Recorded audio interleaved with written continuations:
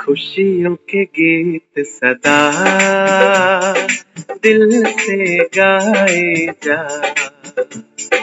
खुशियों के गीत सदा दिल से गाए जा, मुश्किलों में भी सदा तू मुस्कुराए जा। खुद पे भरोसा कर, खुदा पे यकीन, खुद पे भरोसा कर, खुदा पे यकीन, कदमों में कामयाबी तू झुकाए जा। खुशियों के गीत सदा दिल से गाए जा,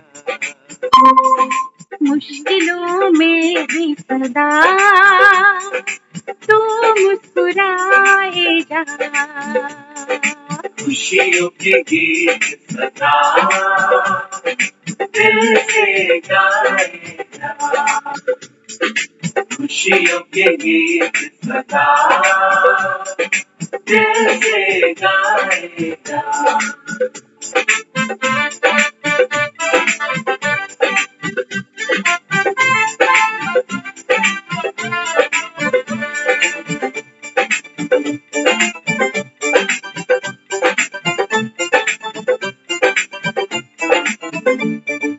सच की डगर पे जो होके निडर चलते हैं, होके निडर चलते हैं, सबकी भलाई का ही वो काम करते हैं, हाँ वो काम करते हैं। नित्य नया वो इतिहास रचते हैं, मर के अमर वो, मर के अमर है वो, कभी नहीं मरते हैं। नाम सितारों में अपना लिखाए जा, खुशियों के गीत सदा दिल से गाए जा, मुश्किलों में भी सदा तू मुस्कुराए जा। खुद पे भरोसा कर, खुदा पे यकीन, खुद पे भरोसा कर, खुदा पे यकीन, कदमों में कामयाबी तू झुकाए जा, खुशियों के गीत सदा दिल से गाए जा, मुश्किलों में भी सदा तू मुस्कुराए जा, खुशियों के गीत सदा दिल से गाए जा, खुशियों के गीत सदा दिल से गाए जा।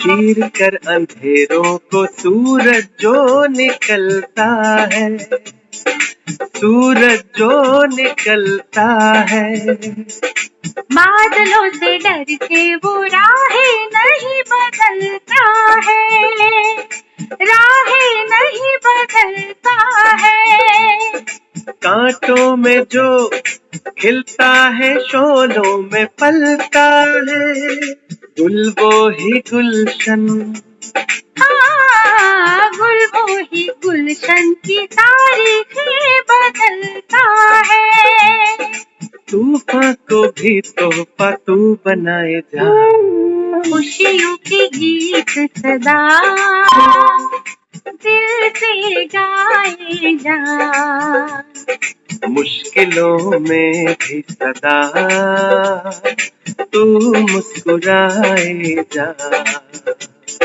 खुद पे भरोसा कर, खुदा पे यकीन, खुद पे भरोसा कर, खुदा पे यकीन, कदमों में कामयाबी तू झुकाए जा, खुशियों के गीत सदा दिल से गाए जा, मुश्किलों में भी सदा तू मुस्कुराए जा, खुशियों के गीत सदा दिल से गाए जा, खुशियों के गीत सदा दिल से गाए जा।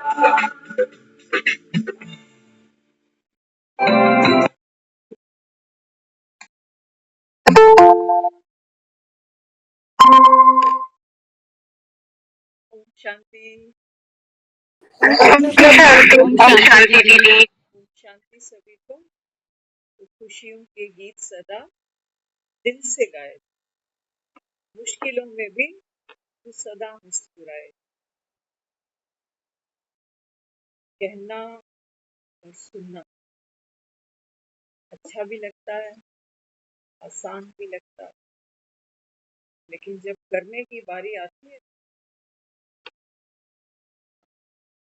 तब तब मन क्या कौन से ख्याल करता है,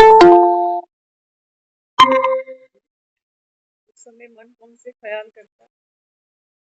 पानी में पूड़ियां बनाता, कहता इतना आसान थोड़ी होता, मुश्किलों में मुस्कुरा। क्योंकि हम तो दुनिया में आते ही रोते रोते हैं, जीवन भर रोते जाते हैं, और अंत में भी बुढ़ापा देखकर, रोग देखकर, आपसी खिटपिट देखकर, मृत्यु देखकर रोते रोते ही निकल जाते। तो बाबा यहाँ समझाते, बाबा कहते हैं बच्चे, त्याग और सेवा। हम सब ने रामायण पढ़ी, राम भी राजा का पुत्र था, कभी उसने ये सोचा भी नहीं होगा कि मुझे मेरी ही राजगद्दी छोड़कर वन वन भटकना पड़ेगा। लेकिन राम के पास ये ज्ञान था, कौन सा, कि ख्यालों को कैसे खूबसूरत बनाया। त्याग भी था राम के पास, तपस्या भी थी, और देखो कितनों की सेवा हुई और रामायण अमर हो। त्याग, क्या त्याग कर। आज हम जिस दुनिया में बैठे हैं, हमें त्याग की अपेक्षा हमेशा दूसरे से रहती है, और जो थोड़ा बहुत हम करते भी हैं तो ये भी जैसे किसी पे एहसान होता जा रहा है, बच्चों पर, परिवार पर, जैसे या तो किस्तें भर रहे हैं कर्जे की, या कर्जे चढ़ा रहे हैं, दोनों में से एक काम हो रहा है। कभी कभी सोचते हैं कोई पुराना कर्जा देना होगा, मैं ये सोच के, मन है ना, कोई तो ख्याल करेगा, लेकिन ये सोचते सोचते मन भारी होता है। आज देख लो, एंटरटेनमेंट के नाम पर आज दुनिया देख भी क्या रही। डेली सोप, इन सीरियल्स में घर घर की रामायण दिखाई, और मजा बड़ा आता है देख। हमारे ख्यालात और बदसूरत होते जाते हैं, होते जाते हैं, होते जाते हैं। तो खुशियों के बीच,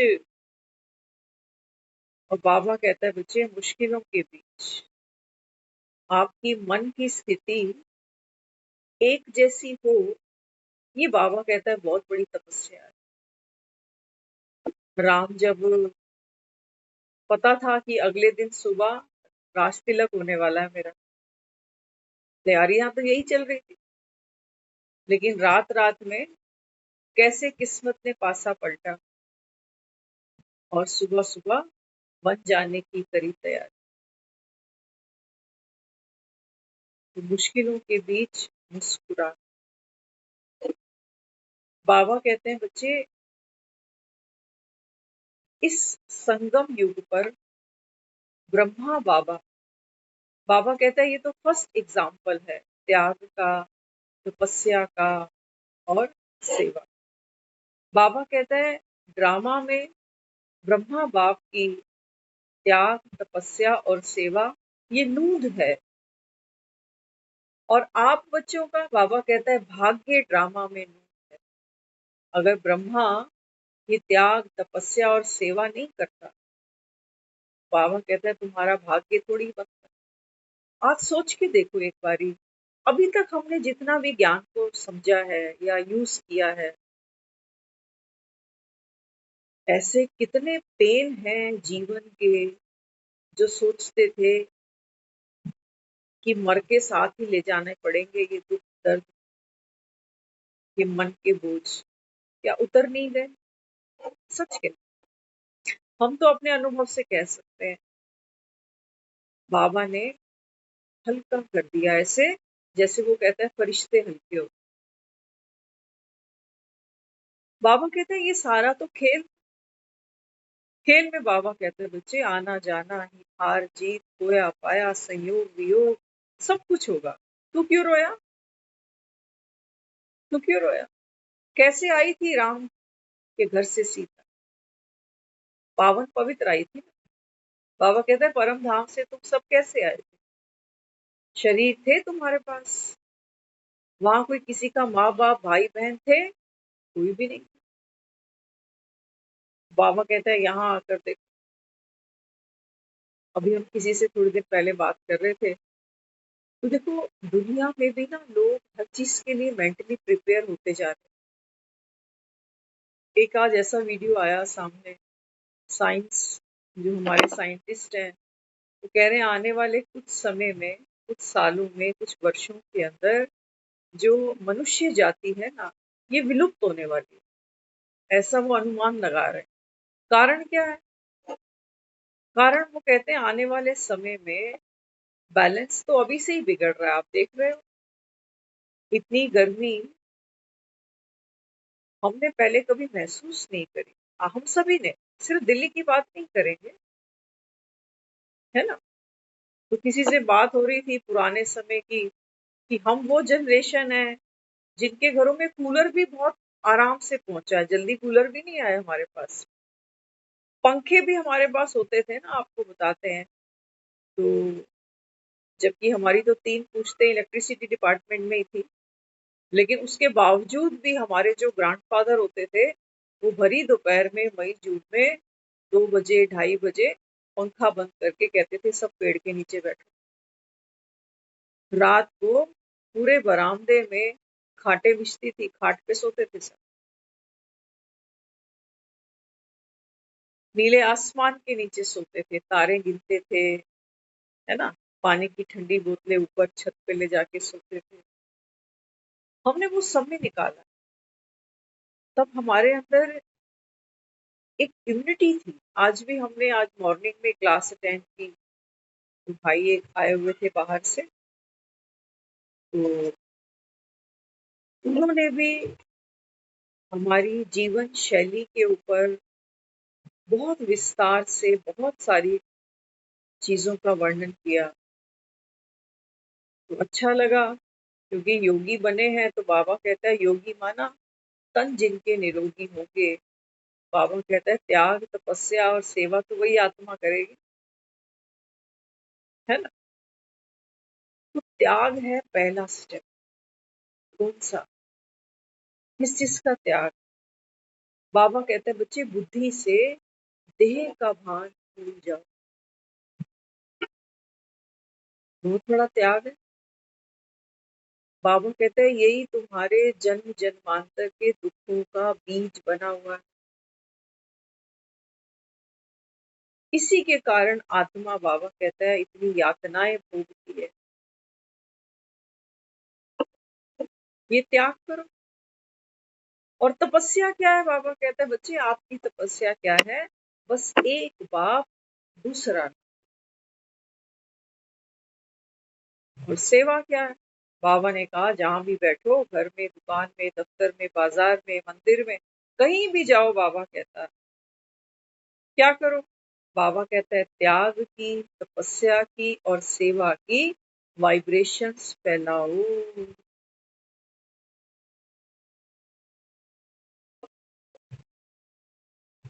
राम ने वन वन घूमकर यही वाइब्रेशन फैलाई। त्याग दिखा दुनिया को, उसका त्याग दिखा। और जो त्याग किया, त्याग के पीछे ही तो आज तक आप और हम जब एक दूसरे से मिलते हैं तो आज भी क्या कहते हैं? राम राम जी। क्यों कहते हैं राम राम जी? क्योंकि आत्मा स्मृति करती है कि देख मेरा बाप कैसा है। राम त्याग, तपस्या, सेवा की मूर्त है। और हम शायद आज वो जनरेशन है जो परिवार का खाना भी 2 टाइम बनाने में आज हमें मन से भी तकलीफ होती है और तन से भी तकलीफ होती है। तन से करते तो हैं, तकलीफ में भी करते हैं, दर्द में भी करते हैं, लेकिन सब जानते हैं। तो बाबा कहते हैं बच्चे भगवान आ गया, ये दुनिया वाले मानेंगे नहीं,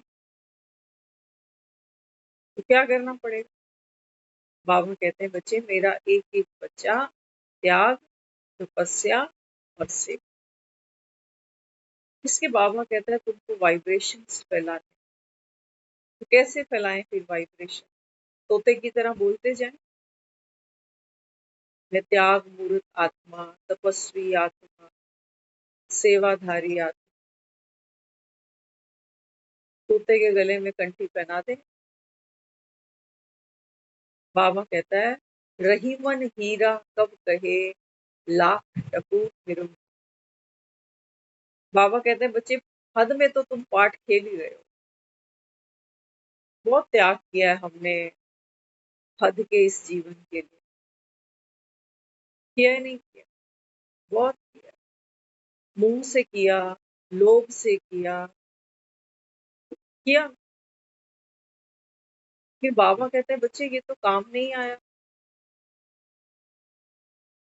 व्रत तो हमने भी भक्ति में बहुत किए हैं, बिना त्याग के व्रत थोड़ी हो जाता है। होता।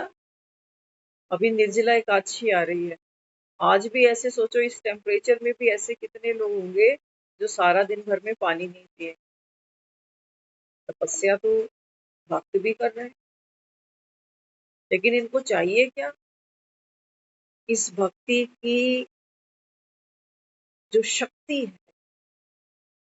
बाबा ने आज मुरली में कहा, बाबा कहते हैं देखो भक्त बेचारे चिल्लाते हैं तुम्हारी मूर्तियों के आगे जा जा रोते हैं। बाबा कहते हैं तुम सुनते नहीं, तुम चैतन्य में बैठे हो। या तो तुमको भरोसा ही नहीं कि मंदिर में जो मूर्त है त्याग की, तपस्या की, सेवा की, ये नहीं। क्योंकि आज हमसे ये पार्ट प्ले हो नहीं रहा, नहीं हो पाता। हम कहते हैं इतना आसान थोड़ी है मैं भूल जाऊं कि मैं घर में सास हूँ। बड़ी मुसीबत पड़ जाएगी अगर मैं भूल ही जाऊं कि मैं सास हूँ। भूल ही जाऊं कि ये बेटी बैठी है और ये बहू बैठी है। बाबा कहते हैं बच्चे ये अहंकार है, अहंकार। बेटी के लिए 2 रोटियां बनानी हो, मन में कैसे ख्याल चलते हैं, और बहू को बना के देनी हो तो जो ख्याल है ना, यही काम खराब कर जाता है। ऐसा नहीं है बना के रोटियां तो बहुओं को भी देनी पड़ रही हैं आज। आते ही इनको डॉक्टर बेड रेस्ट बता देते। ऐसे ये वंश आगे नहीं बढ़ा सकते, बिठा के तो इनको भी खिलाना पड़ेगा। लेकिन अंतरात्मा में ताकत बढ़े या घटे, ये हमको देख। बाबा कहते हैं बच्चे लुटे तो तुम जा ही रहे हो, जन्म जन्म बीत गए। बाबा कहते हैं ताकत तुम्हारे में कोई है नहीं, मुंह पर अच्छे बनते हो, हंस के बात कर लेते हो, और जैसे ही कोई कोई सखी सहेली मिलती है तो सारे दर्द, सारे घाव उसके सामने रखते हो।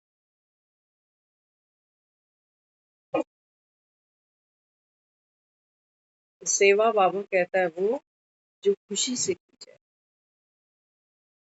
एक माँ बच्चे को फीडिंग कराती है, गाती है कभी कि आज कितना दूध पिया है, गाती है कभी? बल्कि आपने देखा होगा जब एक माँ बच्चे को फीडिंग कराती है ना, तो ढक देती है, आंचल से ढक देती है ना उसका चेहरा। और हमने तो बचपन में देखा है बच्चों को जब भी कोई चीज खिलाते पिलाते हैं ना, तो बार बार ये सोचते हैं कि नजर नहीं लग जाए किसी की, आज बच्चे ने एक रोटी पूरी खा ली।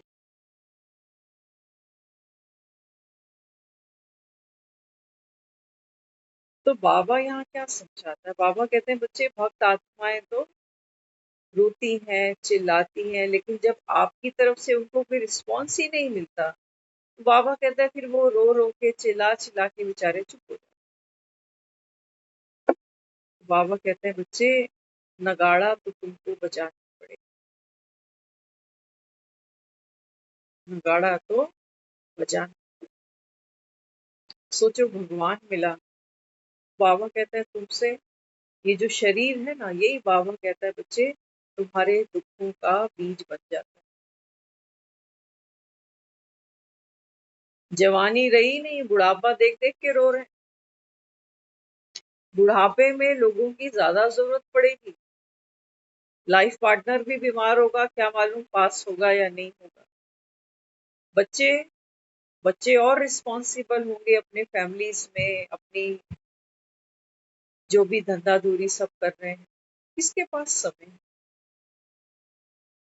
हम आस रखते हैं, पैसा जमा करते हैं, लोगों के साथ व्यवहार करते हैं कि कल को मुझे जरूरत पड़े तो मेरे भी बुढ़ापे में लोग काम आ जाए। ये बाबा कहते हैं तुम परिस्थितियां जमाने में लगे रहते हो कि आज हम करेंगे तो कल को ये भी शर्म से कर ही देंगे। लेकिन बाबा कहते हैं बच्चे अपनी स्थिति की चिंता नहीं करते, स्थिति की चिंता नहीं करते कि मरते समय जब ये प्राण मुझे त्यागने पड़ेंगे, तो किसी की कोई चीज हो, अमानत हो, जब छोड़ते हैं तो रोते हैं। बेटियां विदा करते हैं, बेटी घर में आती है तो पहले दिन से क्या कहते हैं? बेटी पराया धन है, कल को पराये घर चली जाए। पूरी जिंदगी ये गाना गाते हैं हम बच्चे के साथ में, उसको भी बार बार रोज सुनाते रहते हैं, लेकिन जिस दिन वो डोली में बैठती है ना, उस दिन रोते भी खूब। पता थी अमानत है, लेकिन रोए भी खूब, त्याग भी करना पड़े। तो बाबा कहते हैं बच्चे सोचो, ये तो बेटी तुमने डोली में विदा की है, एक नए जीवन की ये शुरुआत करने जा रही है, ये तुम्हें भी पता है, तब भी तुम रो रहे हो। इतना सजाया धजाया, इतनी लोगों को खिलाया पिलाया, इतना दान दहेज दिया, उसके बाद भी देखो हमारे मन की स्थिति, मन तब भी रो रहा है। हम भी तो आए थे डोली में बैठकर।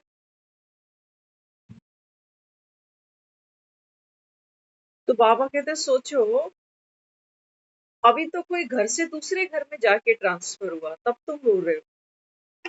आना जाना होगा, कम्युनिकेशन होगी, बातचीत होगी, लेन देन होगा, व्यवहार होगा, सब कुछ होगा, तब भी रो रहे हो।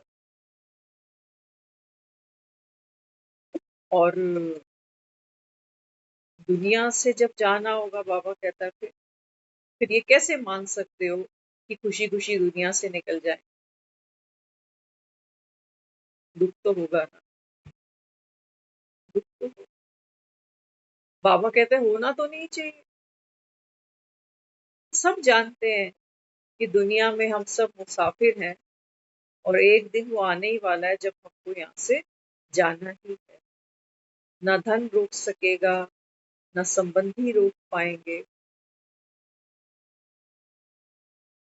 तो बाबा कहते हैं बच्चे मन की स्थिति को शक्तिशाली बनाना पड़ेगा। अंतिम बाजी है। राम को देखा आपने? राम ने अयोध्या छोड़ी, 14 वर्ष का वनवास ले लिया, रोया।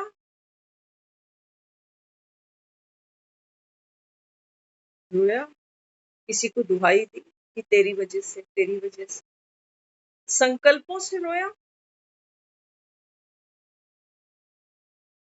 क्यों? क्योंकि मुरलियां सुनी है उसने।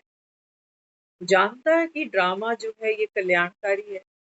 बिना त्याग के, बिना तपस्या के ये राम मर्यादा पुरुषोत्तम नहीं बनता।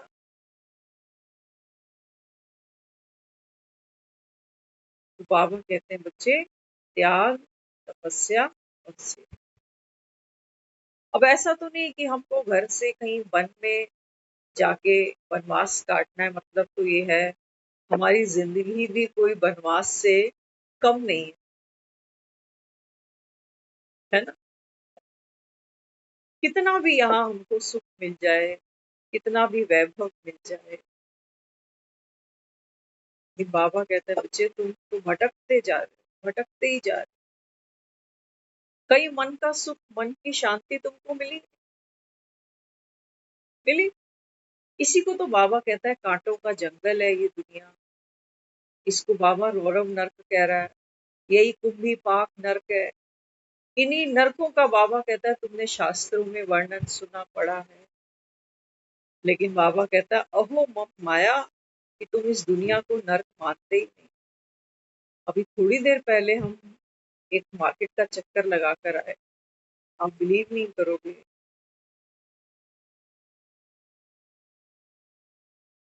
ये तो एक्चुअल दिल्ली तो यही पड़ती है। कनॉट प्लेस को दिल्ली मत मानना, एक्चुअल दिल्ली तो ये है। पाँव रखने की यहाँ जगह है। चलते हैं तो जैसे मुंह खोलते हैं तो जैसे मिट्टी अंदर, धूल अंदर जाती है। कितनी एक्सर्शन होती है यहाँ, आदमी पे आदमी चढ़े जा। बाबा कहते हैं बच्चे टिड्डियों के जैसे, बाबा कहता है झुंड के झुंड आत्माओं के अब भर जाए। तो थोड़ी देर पहले हम किसी से बात कर रहे थे, अभी शुरू की फिर भूल गए।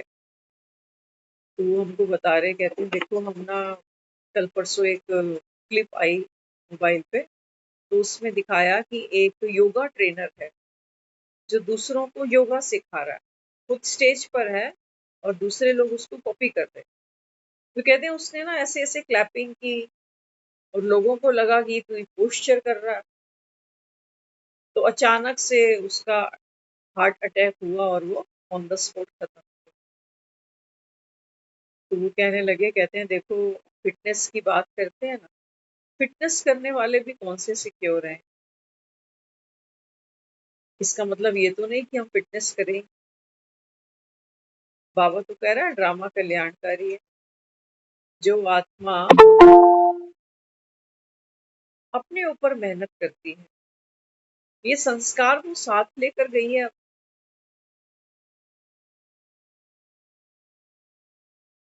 तो वो हंस के फिर कहने लगे, कहते हैं भगवान भी ऊपर क्या करेगा, वो नीचे धक्का मारेगा। वो कहेगा जाओ नीचे, एक दूसरे का खून वहीं पियो सारे जाए। क्योंकि आज जिन घरों में, परिवारों में हम बैठे हैं ना, वहां लगता यही है। माँ को लगता है बच्चे खून पी रहे हैं, और बच्चों को लगता है ये माँ ही खून पीती है हमारा।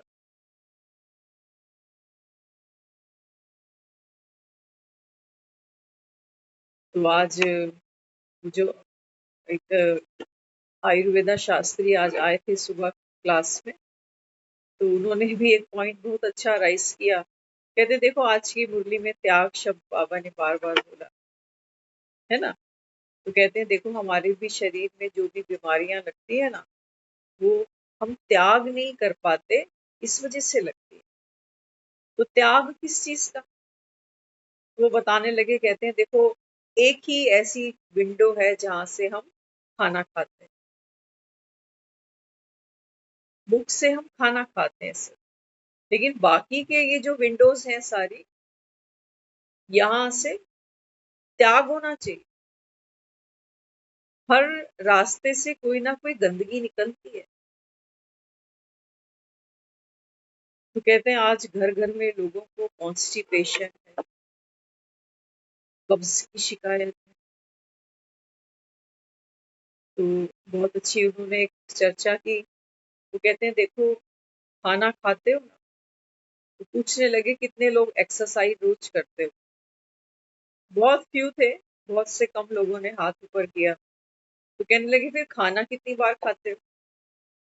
तो किसी ने कहा 3 बार, किसी ने कहा 4 बार, किसी ने बोला 5 बार। बोला एक्सरसाइज एक बारी और खाना 4 बार 5 बार। अच्छा, खा के फिर हमने किया क्या? खा के क्या किया और खाया भी क्या? नॉलेज तो उन्होंने बहुत अच्छी शेयर की, बहुत डीप नॉलेज थी, लेकिन इन शॉर्ट वो यही बता रहे थे कि जो हम खाते हैं, इसमें से हमको क्या करना होता है, हमारी बॉडी जो ब्लड बनाती है, वो बाकी का जो होता है वो सब बाहर फेंका जाना चाहिए। जैसे शरीर से पसीना निकलता नहीं है, क्योंकि सारा दिन हम लोग एसी में बैठे होते हैं। सारा दिन हम यही कहते हैं पेट साफ नहीं हो रहा, पेट साफ नहीं।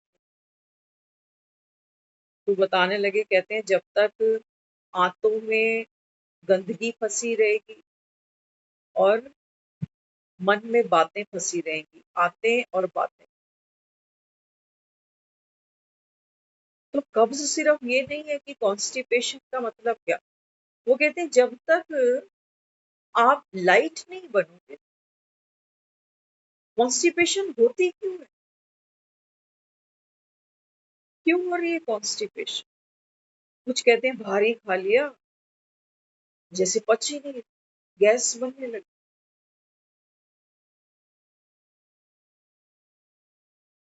तो हैवी एनर्जी जब हम एक दूसरे के साथ एक्सचेंज करते हैं ना, तो वो डाइजेस्ट नहीं हो पाती है। किसी ने कुछ कह दिया, किसी ने थप्पड़ ही लगा दिया। आज स्कूल में देखो बच्चों के साथ क्या क्या हो जाता है।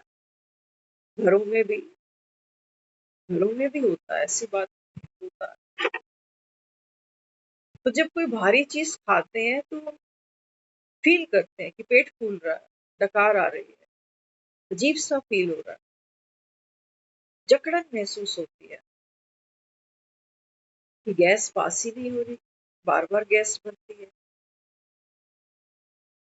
तो ये जो सिम्टम्स हम फील करते हैं ना, एक बहुत सूक्ष्म कनेक्टिविटी है इसकी। सारा दिन में जो हैवी एनर्जी हम दूसरों की फील करते, किसी और का काम था कर नहीं रहा, बार बार बोलते हैं, समझाते हैं, फिर झगड़ा हो जाता है। खुद ही कर ले मना, क्या बार बार बोलना, मुंह खराब कर। लेकिन वो करते भी तो मन रो रहा है। अब ये हैवी एनर्जी कहाँ रिलीज करे? तो लोग पार्कों में जाते हैं। हम देखते हैं लोगों को पार्कों में आती हैं, कुछ सहेलियां मिलती हैं, वो बूढ़ी बूढ़ी माताएं बैठती हैं साथ में, गैस पास करते हो, कैसी स्मेल आती है। वो सुबह सुबह पार्कों में यही हो रहा होता है। कोई अपने मन की भड़ास निकालेगा, किसी को बाबा कहता है ये जो वायुमंडल है ना, ये ऐसे दूषित हुआ। वायुमंडल ऐसा नहीं कि सिर्फ हम पेड़ काटते जा रहे हैं और CO2 बढ़ती जा रही है, क्योंकि ऑक्सीजन हमको मिल नहीं पा रही। एक ये रीजन तो साइंस हमको दे ही रही है, लेकिन हमारी पॉजिटिविटी भी तो ऑक्सीजन का काम करती है ना। हम जब खुद ही ऑक्सीजन नहीं ले पा रहे, तो दूसरे को क्या दे? ऑक्सीजन माना ख्यालों को यूं खूबसूरत करो,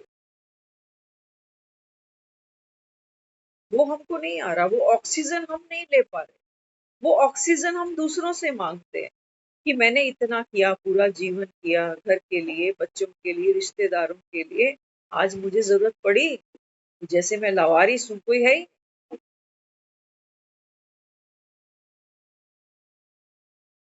ये कार्बन डाइऑक्साइड है, ये भारीपन है, ये फंस गई अंदर गैस, घूमेगी पूरे शरीर। बता रहे थे, कहते हैं गैस ऐसी चीज होती है, बॉडी के जिस पार्ट में जाती है ना, ऊपर गई तो कहोगे सर दर्द है, माइग्रेन है, कंधों में रुक गई तो कहोगे सर्वाइकल हो गया, गले में रुक गई तो कहोगे थायराइड हो गया, पेट में गई तो कहोगे कि पेट खराब रहता है। तो जिस भी पार्ट में वो गैस रुकती है, वो हम सब जानते हैं ना। तो वो तो हमारे पास कई नुस्खे होते हैं, कुछ ना कुछ करके हम थोड़ा खाने का ध्यान रखते हैं, थोड़ा लाइट खाते हैं, लेकिन बातें जो फंसती हैं अंदर, ये भी तो घूमती हैं सारा दिन। बाबा कहता है ना बच्चे, दुआएं हैं, दुआओं से बाबा कहता है अपने जीवन को जन्नत बना सकते। दुआएं लेना मन, बाबा कहता है दुआएं लेने के लिए त्याग, तपस्या और सेवा, इन तीन के बिना बाबा कहता है बच्चे आपको दुआएं भी नहीं मिलने वाली। इसलिए लोग क्या कहते हैं, नेकी कर दरिया में, ना गिन, ना किसी को गिना कि मैंने क्या क्या किया। कुछ तो करना ही था, दुनिया में आए थे। ऐसा नहीं है कि हमने मेहनत की तो हम बूढ़े हो गए, शादी हुई, बच्चे हुए, इसलिए हम बूढ़े हो गए। नहीं, बूढ़े तो वो भी हो रहे हैं जिन्होंने शादियां नहीं करी, बीमार तो वो भी होते हैं। तो ये किसी पर तोहमत नहीं लगा कि इतना किया, इतनी बीमारियां लग गई। बाबा कहते हैं बच्चे राम राम रोज पुकारते हो एक दूसरे को, राम राम जी, राम राम जी। तो राम राम जी करने से वो कहता है कि तुम सत्य लोक में तो नहीं जाओगे। राम ऐसों को तो निमंत्रण नहीं देगा जो मुख से केवल राम राम जी करते जाएंगे। कहते हैं तुझे राम के जैसा बनना भी पड़े, नहीं तो जो बेचारे गूंगे हैं वो तो राम राम नहीं बोल पाएंगे, उनका तो सतयुग में एडमिशन कैंसिल ही हो जाए। बाबा क्या कहता है, साइलेंस की शक्ति। गूंगा नहीं कह रहा हमें कि गूंगे हो जाओ, साइलेंस की शक्ति में बाबा कहते हैं बच्चे अपने अंदर पावर्स को भरो। हम जब अपने घरों में रेस्ट करते हैं, आराम करते हैं, टीवी देखते हैं, गपशप मारते हैं, कितना समय हमारा साधारण बीत जाता। बाबा कहते हैं बच्चे चाहते, तो बाबा कहते हैं पल पल तुम क्या कर सकते थे, दुआ कमा सकते थे, सेवा कर सकते थे, लेकिन बाबा कहता है क्या करती है माया, अपना रंग चढ़ाती।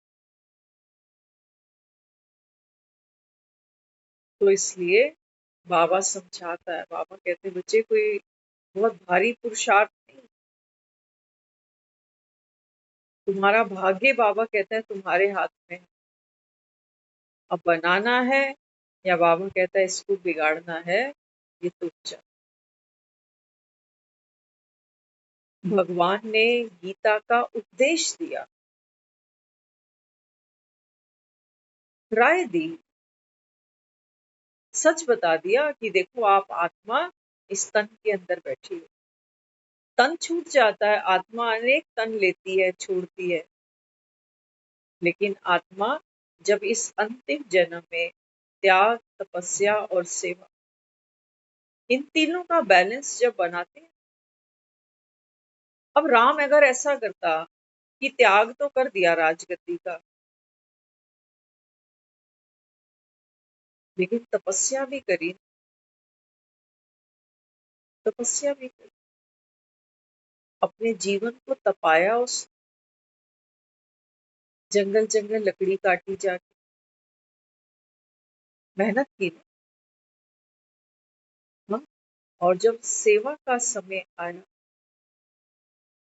तो देखो, भगवान जो हमको पाठ सिखाता है ना, रामायण हूबहू वही सिखाता है। राम को सीता पानी थी क्योंकि सीता खो दी, तो सीता को पाने के लिए क्या किया, वानरों का सहयोग लिया। लेकिन ऐसे मिल नहीं गया सहयोग, पहले देना पड़ा, पहले संधि करनी पड़ी, पहले मित्रता का हाथ बढ़ाना पड़ा, दिया तब मिला। और बाबा कहते हैं बच्चे तुम्हारे आसपास सारे बंदर है, बंदर है ना, 2-2 मिनट में बंदरों को देखा कभी आप? हम कई बार सोचते हैं, हम जहाँ पार्क में जाते हैं ना, वहाँ डॉगी तो बहुत होते हैं, लेकिन कई बार हम सोचते हैं शुक्र है यहाँ कोई बंदर नहीं, क्योंकि एक बंदर अगर आप देख लो ना पार्क में, तो बिना हलचल के कोई वहां बैठ नहीं सकता, डरता ही रहेगा वो, कि पता नहीं बंदर है कब क्या अटैक कर दे, झपट्टा मार दे, क्योंकि बंदर शांति से बैठेगा, उसके अंदर जितनी हलचल होगी तूफान की तरह आएगा।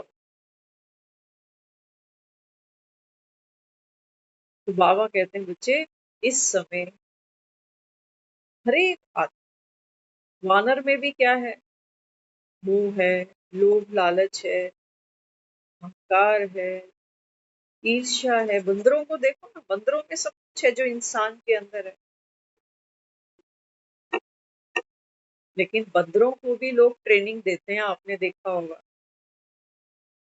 हम जब छोटे थे तो गली में तमाशे वाला आता ना, बाबा भी कई बार मुरली में उसका जिक्र करता है, हमको बहुत प्यारा लगता है। एक बंदर होता है, एक बंदरी होती है। तो तमाशे वाला वो जो डमरू बजाता है, तो बंदरी तो होती है, उसने बड़ी सुंदर सी वो स्कर्ट पहनी होती है, लहंगा चोली, सर पे चुन्नी। जो बंदर होता है ना, उसके पास लकड़ी का रेड़ा होता है, पहिए वाला। तो तमाशे वाला उससे पूछता है कि ये तुझे लेने आया है, तू जाएगी इसके साथ? तो बंदरी ऐसे करती है, नहीं जाओ। तो बंदर उसका हाथ पकड़ के उसको रेड़े पे बिठाता है, जैसे ही चलने लगता है वो उतर के भागती है। फिर उसको कहता है कि जाओगी, तुमको सुंदर से कपड़े दिलाएगा, तुमको आइसक्रीम खिलाएगा, जाओगी? तो कहती नहीं जाऊं। तो बंदर उसको फिर से जबरदस्ती बिठाता है। बाबा कहते हैं बच्चे ये तमाशे तो तुमने खूब देखे।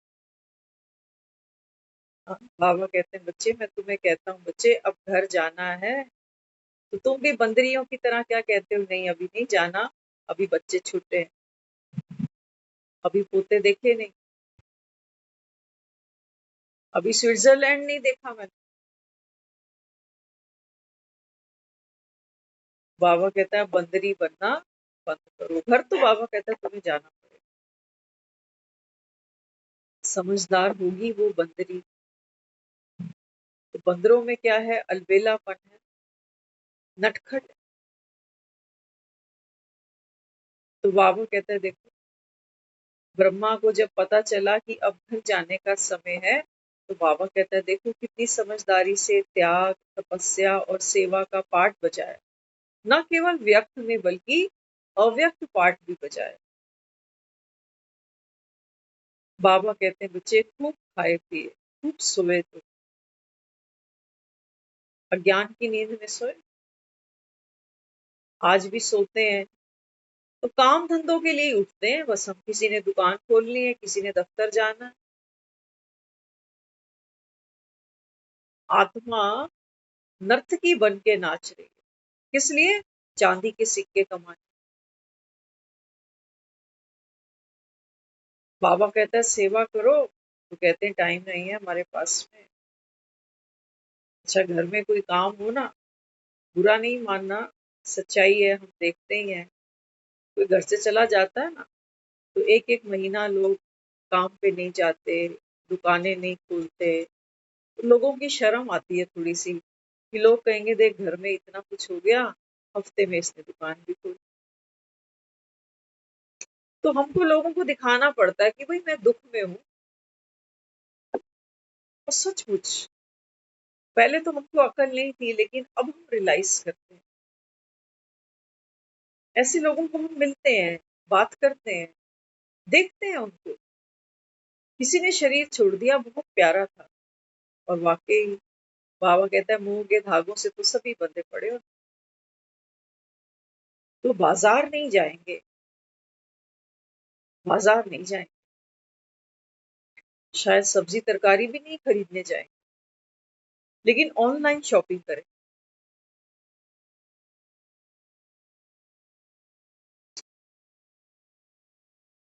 पहले शायद किसी कीर्तन में, किसी सीरियल में जो लोग देखते हैं, कोई साईं बाबा चलाता है, कोई कुछ देखता है, पहले देख रहे थे।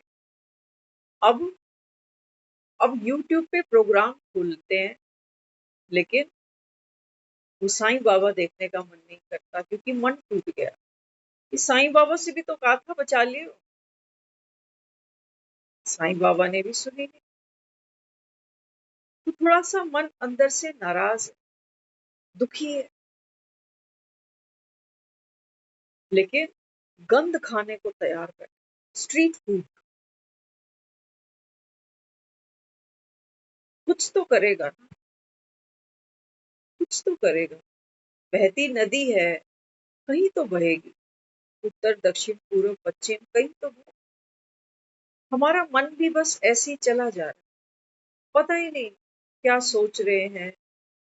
ये सोचने से हमारा स्वास्थ्य बिगड़ेगा कि संभलेगा, हमें इससे कोई मतलब नहीं। उड़ते जा रहे हैं अंदर अंदर।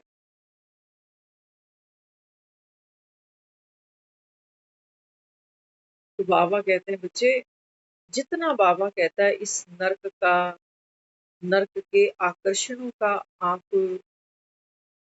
क्योंकि जब हम देह का भान भूलते हैं ना, तो वो सब चीजें अपने आप किनारे हो जाती। आप आंखों का चश्मा बदल लो, तो सोचो अगर मेरी आंखें अगर वीक हो रही हैं, मुझे हर चीज ब्लर दिखाई दे रही है, तो गलती चीजों की नहीं। अगर मैं अपनी आंखों को वो चश्मा दे सकूं, जिसमें जो चीज जैसी है वो मुझे वैसी ही दिखाई दे, बस बाबा हमको यही दे रहा है, ज्ञान का चश्मा देता है हमको।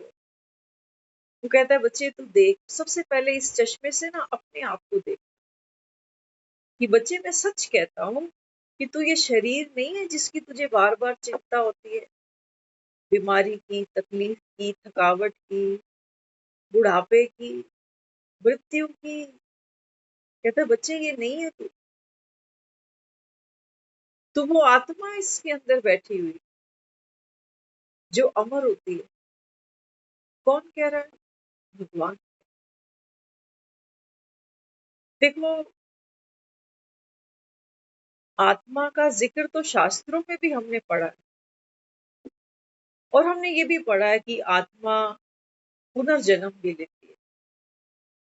सोचो, अगर पिछले जन्म में हम मर ही गए होते, तो यहाँ कौन बैठा है फिर? हम कहते हैं ना, पता नहीं पिछले जन्म में मैंने क्या कर्म किए थे जो ये मिला। माना पीछे हम कहीं थे, फिल्म में किसी किसी न किसी एपिसोड में हम जुड़े हुए थे पहले भी। वहां तो बाबा कहता है तुम अंधेरे में तीर चलाते ही जाते हो, कि पता नहीं मेरे ही कोई पिछले कर्म है, पता नहीं पिछले जन्म में क्या हुआ। करते हो ना पिछले जन्म कोई अच्छे कर्म करते हो, तो बाबा कहता है फिर अच्छा फल मिलता है, लेकिन पीछे कुछ किया तो है। एक बच्चा भी दुनिया में आता है तो हम क्या कहते हैं, नन्हे मुन्ने बच्चे तेरी मुट्ठी में क्या है, क्या है इसकी मुट्ठी में, अभी तो इसने कोई कर्म किया भी नहीं दुनिया में आते, लेकिन पंडित इसकी भी जन्म पत्री बता देगा। कहेगा इसके पास विद्या इतनी होगी, धन ऐसे होगा, आयु ऐसी होगी, संतान का सुख ऐसे मिलेगा, वो सब बताता है। किस आधार पे बताता है,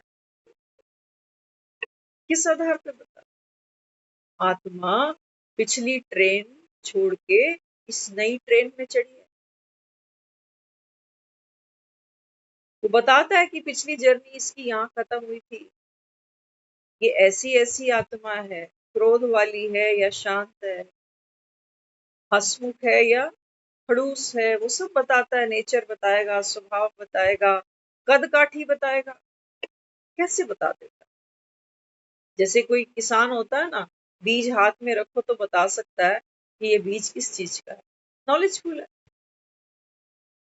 जो ज्योतिष भी है वो भी इसी आधार पर, आत्मा भी तो बीज ही है।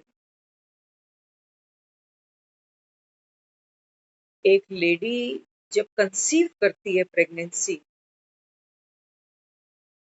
तो फर्स्ट डे कोई बच्चा थोड़ी होता गर्भ के अंदर।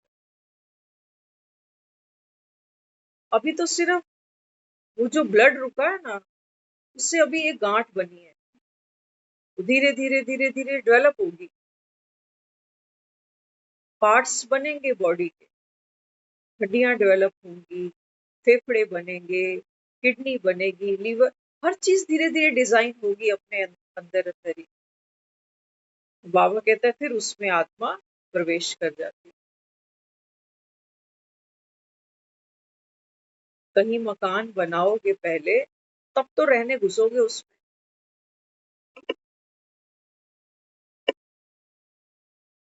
तो बाबा कहते हैं बच्चे अब ये आपका अंतिम अंतिम पार्ट है इस पूरे कल्प के अंदर। आप इस समय, बाबा कहता है मैं शरीरों से बात नहीं करता, स्वयं परमात्मा आत्माओं को ज्ञान सुनाता। यही है अमर कथा जो पार्वती को सुनाई गई। पार्वती मन अमरनाथ की सजनी, जोड़ी है इनकी आपस में, शिव और शक्ति। बाबा कहते हैं शक्ति माना आत्मा। आप सब कौन हो? शिव की शक्तियां ही तो। इस दुनिया में हर आत्मा कहां से आई है, कहां से आई?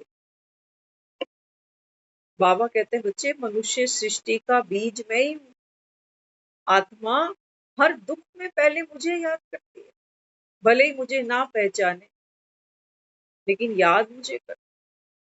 कहते नहीं हो क्या, सब देख लिया, सब रिश्ते देख लिए, बस एक वही अपना। तो बाबा कहते हैं बच्चे मैं तुम्हारा वही अपना तो हूँ, लेकिन बाबा कहता है मुझसे, बाबा कहता है प्राप्ति करने के लिए, भगवान से सुख शांति पाने के लिए, बाबा कहता है बच्चे तुझे मेरे जैसा ही बनना पड़ता है। तभी सीता ने अग्नि परीक्षा दी, राम नहीं देते। राम तो स्वयं पतित पावन, जिस पानी से हम कपड़े धोते हैं, बर्तन धोते हैं, सफाई करते हैं, इस पानी की धुलाई किससे करें? कभी सुना क्या किसी से कि पानी धोने जा रहा हूं?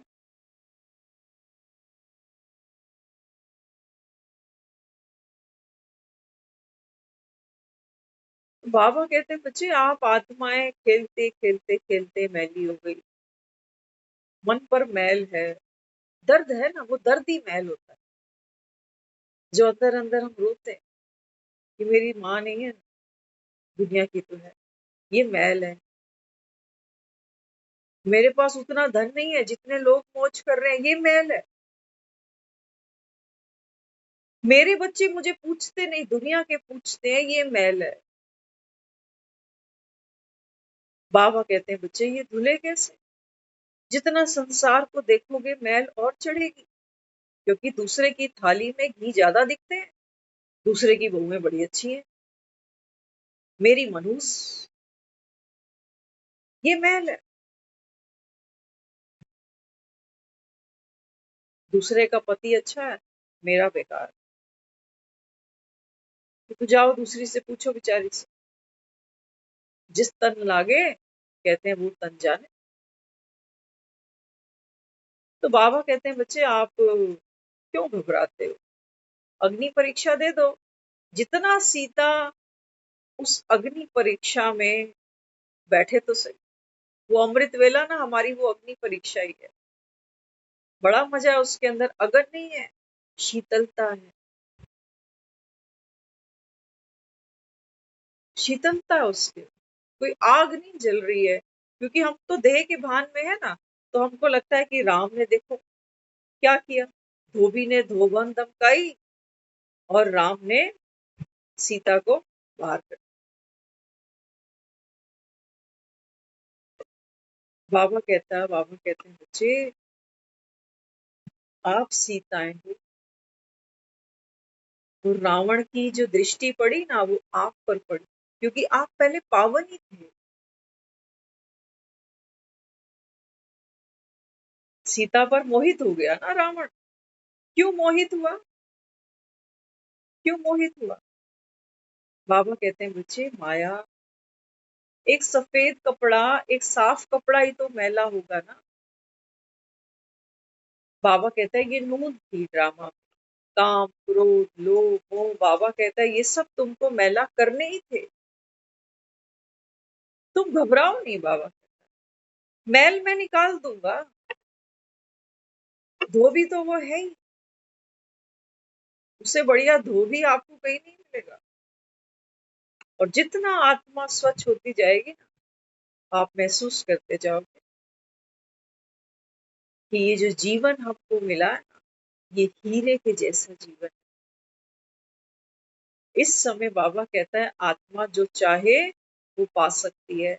इस समय बाबा कहता है आप भाग्य की रेखा जितनी लंबी चाहो उतनी खींच सकते हो, सतयुग में नहीं खींच पाओगे,